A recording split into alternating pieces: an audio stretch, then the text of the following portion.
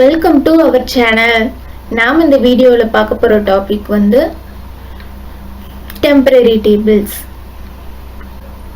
Okay, temporary tables அப்படின்னா என்னென்னா name it self same concept தான். டெம்பரரினா தற்காலிகமாக ஒரு டேபிளை க்ரியேட் பண்ணுறது. டேட்டா பேஸில் MySQLயில் சில இடத்துல நம்ம ஒரு டேட்டாவை ஒரு டேபிள்லேருந்து இன்னொரு டேபிளுக்கு ட்ரான்ஸ்ஃபர் பண்ணுறதுக்கு நம்ம நினைக்கிறப்ப நம்மளுக்கு வந்து டெம்பரரியாக ஒரு டேபிள் க்ரியேட் பண்ணிக்கணும்னு நம்ம நினச்சோம் அப்படின்னா ஸோ இந்த கான்செப்டை நம்ம வந்து யூஸ் பண்ணிக்கலாம். ஸோ டெம்பரரியாக ஒரு டேபிளை க்ரியேட் பண்ணோன்னா நீங்கள் ஒரு டேபிளை டெம்பரரியாக க்ரியேட் பண்ணிங்க அப்படின்னா நீங்கள் MySQL கனெக்ஷன் ஆனாக இருக்கிற வரைக்கும் தான் அந்த டேபிள் வந்து ஆனில் இருக்கும். ஒன்ஸ் வந்து MySQL கனெக்ஷன் வந்து நம்மளுக்கு ஸ்டாப் ஆகிடுச்சுனாலோ இல்லை நம்மளோட யூசர் சைட்லேருந்து அந்த வெப்சைட்டை க்ளோஸ் பண்ணிட்டாலோ நம்மளுக்கு வந்து இந்த டேபிள் ஆட்டோமேட்டிக்காக டெலீட் ஆகிடும். எந்த டேட்டாவும் அதில் இருக்காது. இது டேட்டா பேஸ்லேயும் எங்கேயுமே ஸ்டோர் ஆகிருக்காது.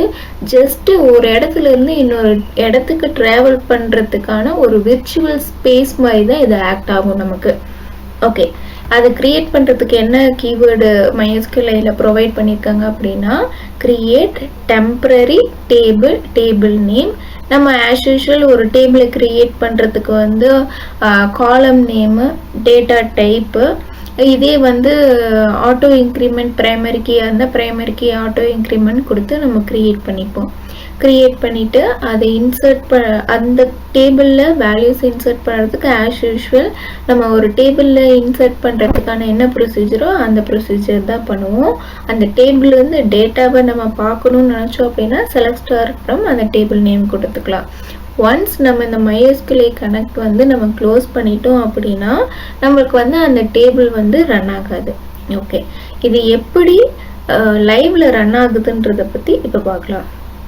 ஓகே, நான் என்ன பண்ணியிருக்கேன் அப்படின்னா MySQL டேட்டா பேஸோட கனெக்ட் பண்ணியிருக்கேன். MyExampleன்ற டேட்டா பேஸ்க்கு கனெக்ட் பண்ணியிருக்கேன். கனெக்ட் பண்ணிவிட்டு நம்ம எப்படி ஒரு கிரியேட் டேபிளுக்கு கொரி எழுதுவோமோ MySQL கொரின்ற இன்பில் ஃபங்க்ஷன் மூலயமா டேட்டா பேஸ் கனெக்ஷனை நான் கனெக்ட் பண்ணிவிட்டு டேபிள் க்ரியேட் பண்ணுறதுக்கு டெம்பரரி டேபிள் க்ரியேட் பண்ணுறதுக்கு க்ரியேட் டெம்பரரி டேபிள்ன்ற கீவேர்ட் கொடுத்துட்டு டேபிள் நேம் டேபிள் எக்ஸாம்பிள்னு கொடுத்துருக்கேன்.